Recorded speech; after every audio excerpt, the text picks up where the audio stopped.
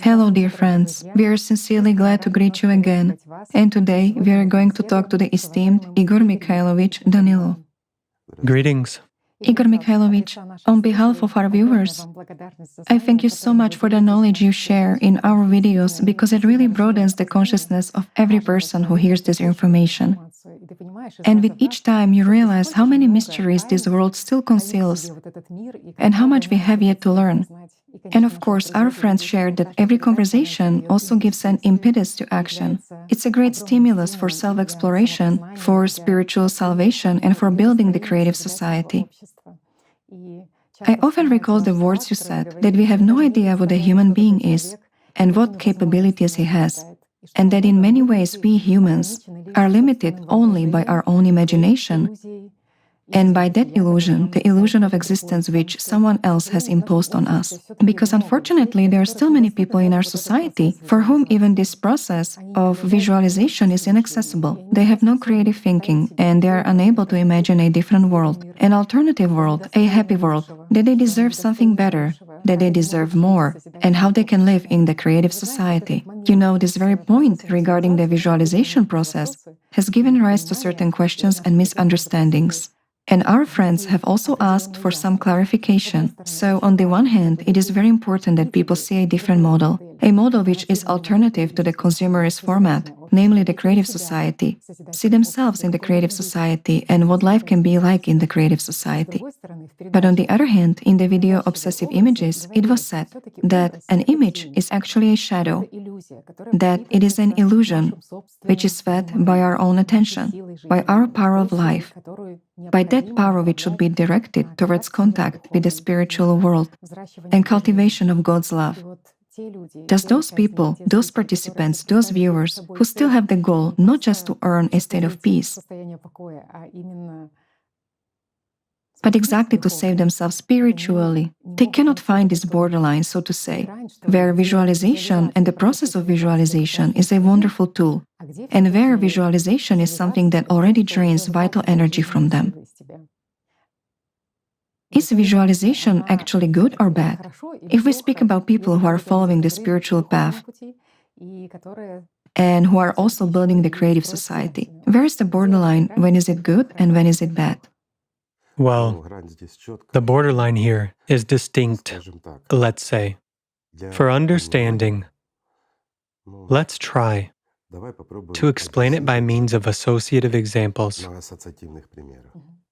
Right? Right. In order to make it clear, again, so that people could imagine, and here it begins, so that they could imagine, so that a certain image would be formed. That is, we perceive everything through images, through imagination. This is our tool. It's a tool for exploring the world. We fix images in ourselves. We think in images.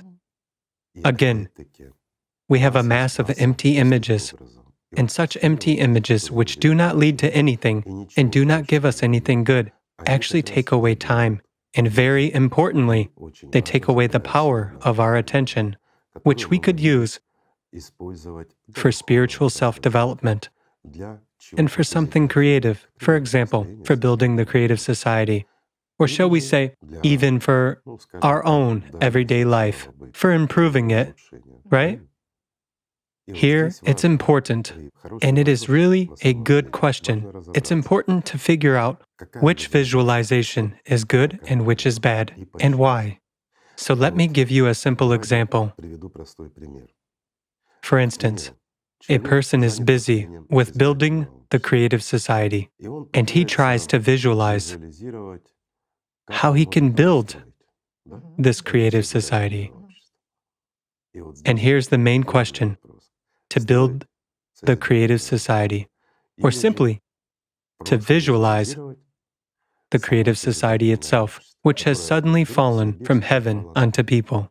Look at what the difference is, right? Or a person already visualizes himself in the creative society. It is one thing when we compare, for example, like at the last forum, there was a video about the housewife. When you don't have to clean, a robot flies around and cleans everything up, okay? Why? Because dust may be cleaned with a vacuum cleaner, with something wet, for instance, with a cloth, or you can simply remove it. and convert it. Definitely, because no matter how you look at it, dust consists of something, and if it consists of something, it may be subsequently used for something else, right? In other words, not all the things that now hinder us in our life and are dirt and garbage for us. A problem. Yes, in the creative society, it is our asset, so to say, and we grudge to take it and throw it away too, right? It is one thing when you imagine how this process will take place technologically and look at your own broom or mop that you will have to clean up this dirt in the consumerist format. That's one thing. But it's another thing when a person is trying to help, so to say, and hence he is sitting, visualizing, meditating, vibrating, and doing nothing at that. Yet, what is he actually meditating for? Spending his time and the power of attention on an empty image that all of a sudden a creative society has formed everywhere in our world. Some people asked us a question. If we imagine the creative society in our heads, will we speed up its building? For example, this picture will be so vividly highlighted by human attention that it will resound in other people's heads at another level, for example. Nothing will happen. I'll put it this way. For 6,000 years, understanding and knowing echoes of the knowledge. I'm emphasizing, friends, echoes, merely of how to work with consciousness, how to work with visualization. A mass of people have been trying for 6,000 years to bring back the creative society to humanity, while doing nothing in reality except sitting, meditating, and radiating love. They have been trying to make the world a better place. I'll put it this way. They have made some contributions. Why? Because at that time they were not doing evil. They were busy trying to radiate love. Yet, how does this actually work? Let's try to explain it. For example, you want a house, Yes. and you start visualizing it. There are many practices. Visualize it. Think how you're already living in it, as if you already have it, okay? Does this description sound familiar? Yes, it does. And when you imagine that you already live in a new house, that everything is fine, that you already have a house, this doesn't work. I'll explain. There are two reasons. The first reason is that you spend your time and energy on empty things. Why on empty things? I'll explain. Because the system won't sell it to you, since you already have it. After all, you're suggesting to yourself and visualizing that you live there and there is a house. You see, here, in our three-dimensionality, everything is very simple. If we have a house, we have it. And if there is no house, then it doesn't exist, and we should build it. Whereas, if we consider the level of the sixth dimension, it doesn't matter whether you think or you live. Do you understand? That's why it is said that a sin we commit in our heads is tantamount to a sin we commit in reality. Why should we keep our thoughts and images under strict control? That's exactly why. If you commit a sin in your head, God forbid, whether it is some violence or something else, it is punished. From the level of even the sixth dimension, it's a fact which is being committed, and it doesn't make any major difference. The same is here for this system.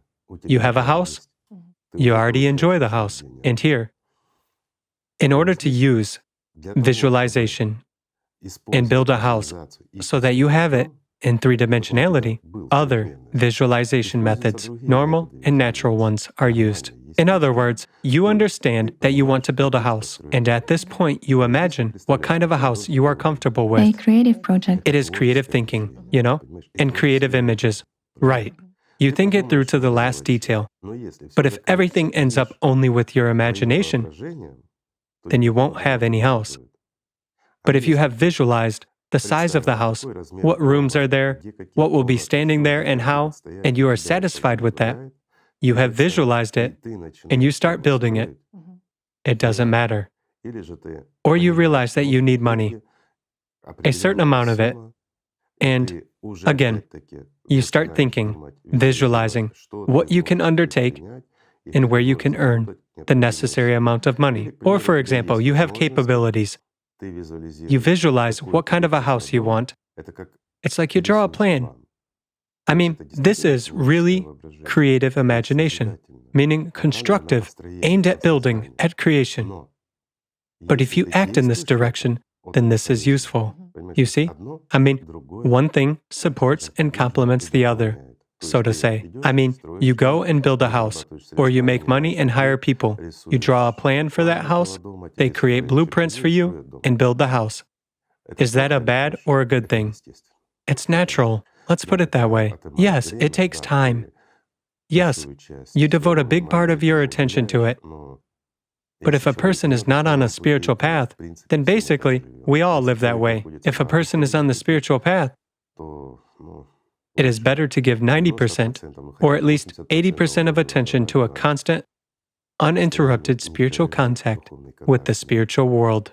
That's what is important for creation of this love and accumulation of it. That's where 90% of attention is spent. They say that 10% remains. Well, yes. But 10% is a lot. Even 1% is more than enough for a person who follows the spiritual path to build himself a house he wants.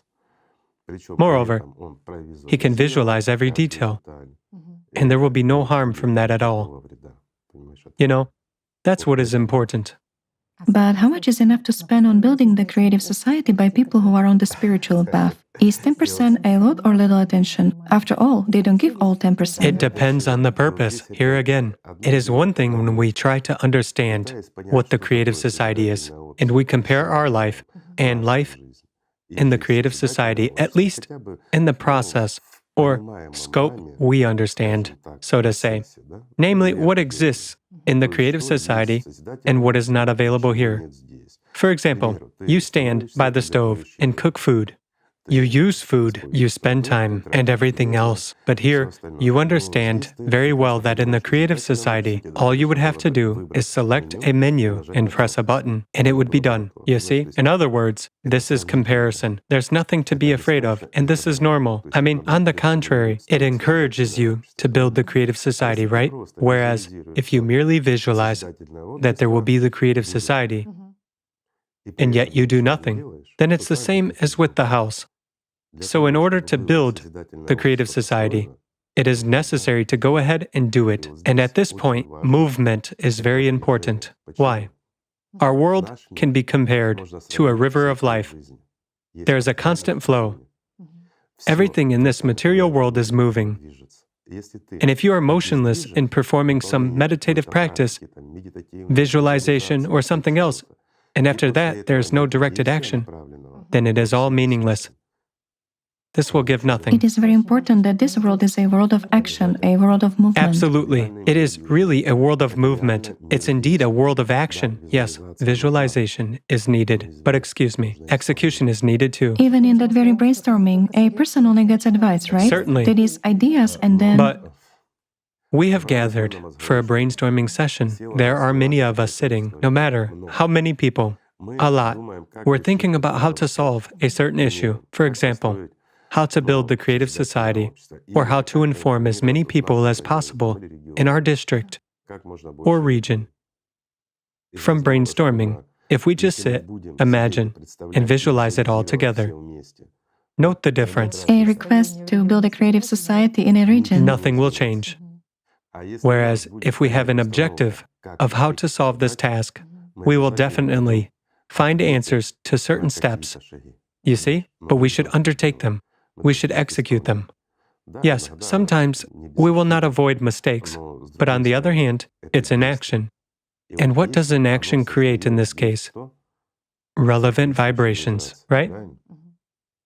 And that's where changes begin to take place. My friends, in this three-dimensional world, changes begin to take place when we apply effort and take action, and not when we just sit and fantasize. You see? The difference is clear, isn't it? On a different plane, yes, exactly. I would put it as follows. There is a river of life. Something should be imagined. And in order to achieve a certain result, a person must swim against the current. especially if it relates to building the creative society. If it concerns a person's spiritual salvation, he will always have to move against the water current, so to say. To face this resistance, By all means, and to overcome this resistance, otherwise he won't succeed.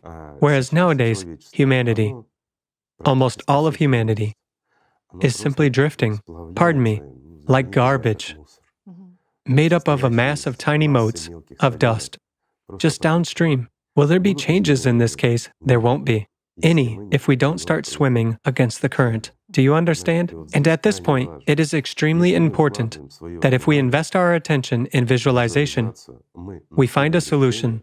Let's suppose on disseminating information or informing citizens, those who don't know about the creative society.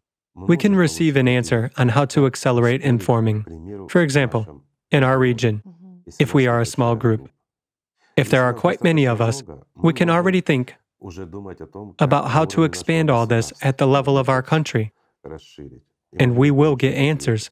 But if we execute this, we will do what? We will swim towards our goal. We will move. And just note, the more people there are, the more we can cover. If there are a few of us, just the two of us, for example, what can we cover?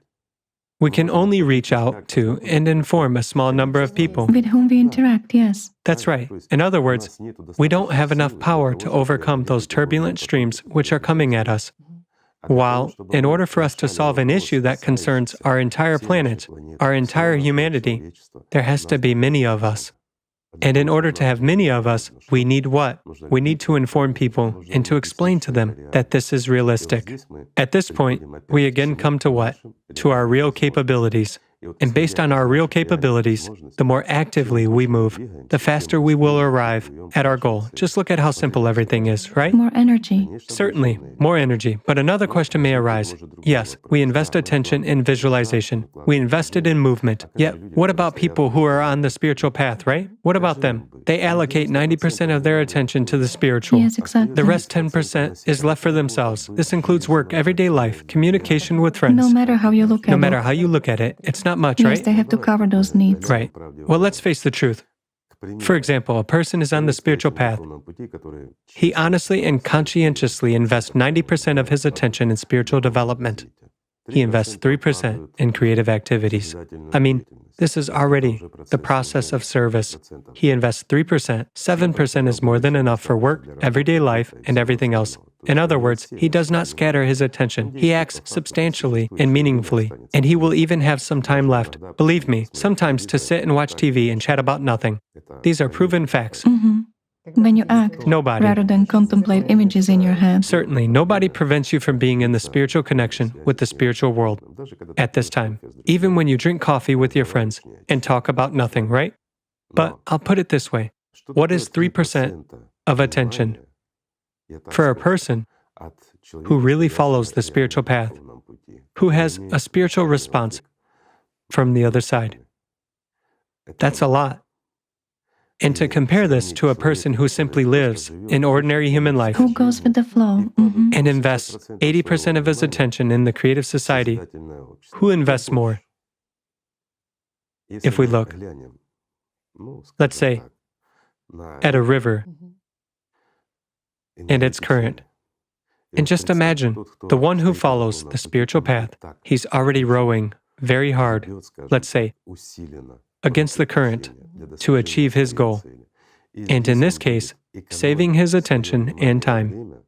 He will not just visualize something, but he will implement it, meaning he will row even harder. And if we translate the energy of creation, or compare it to thermal energy, which is released by a person who is in water, in this case, the one who rows against the current, and the one who just goes with the flow, an ordinary person, the one who gives 80% of his attention to building something, but in a form of visualization.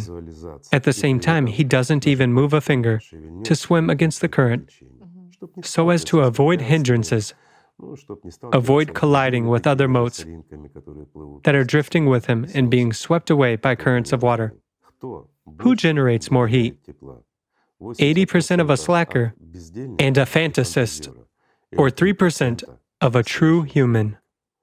Just compare. It's incomparable. Exactly. You see the difference. And behind it all, there is a visualization. But what kind? And what effect? And what quality? What a person gets for himself, and what humanity as a whole receives, and what the spiritual world receives. To put it immodestly, after all, its interests are being defended in this case, right? The system's pressure on a person is reduced. Of course, and people get completely new opportunities for their spiritual development because there's less pressure on them, right? Well, let's keep going. There is a mass of garbage.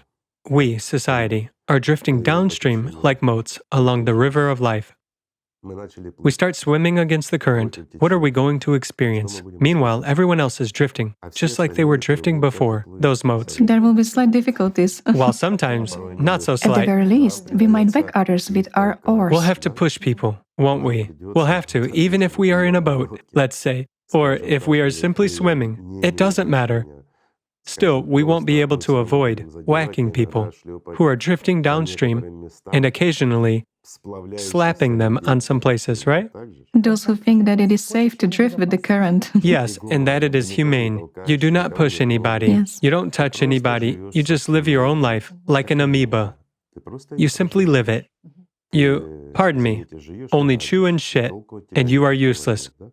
Right? And then there appears someone who swims against the current, pushes everyone around, slaps them. Such a kind of dissonance arises in people's calm, right? Igor Mikhailovich, many people will say that slapping people with an oar when you swim against the current is inhumane. Is it humane or not? Well, I would say that it is much more humane than for them to just drift inertly with the current into the jaws of the Cerberus itself. And their life will end in nothing.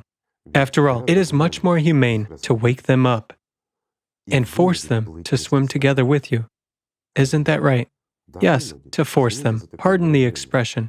But when you explain and tell a person, and when he understands that there are clear waters ahead, he only needs to make an effort to swim for a while against the current.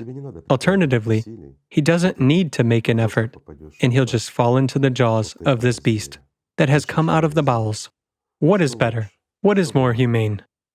And there is one more little point, this inert mass. It really creates a mass.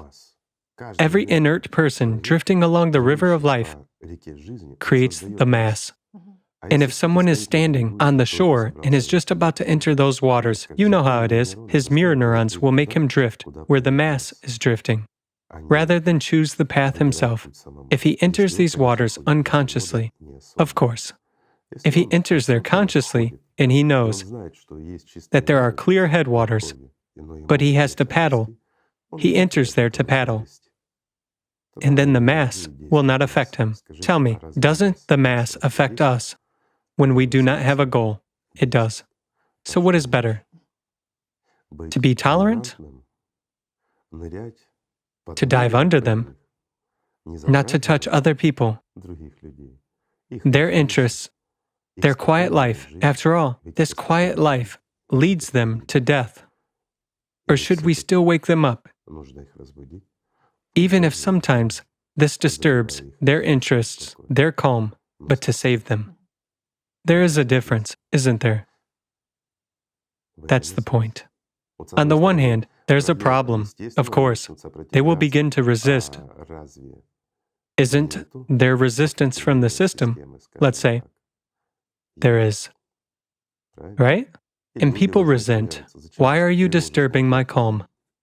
I'm fine. I'm drifting along the river of life while you are agitating me with the creative society, with something else, with spiritual salvation. Why are you pushing me, disturbing me? Yes, I'm drifting along quietly. I'm not touching anyone. Life is beautiful. On the one hand, there is agitation and discomfort for people, but on the other hand, there appear those particles which begin to swim together with you, in resonance with you. Yes, this creates agitation among all those who drift with the current when there are several of us and we swim against the current. Peace and serenity are disturbed. Sure, of course, but they no longer drift in even rows. Waves already emerge among them, and later on these waves turn into resonance with those who swim. So a mass of inert units turns into very energetic ones who swim against the current. Great. It is certainly great. Why? Because this is movement. Movement towards the goal. When it becomes fashionable, everybody joins in. Well, at initial stages, our friends understand and know that sometimes you have to break through on your own.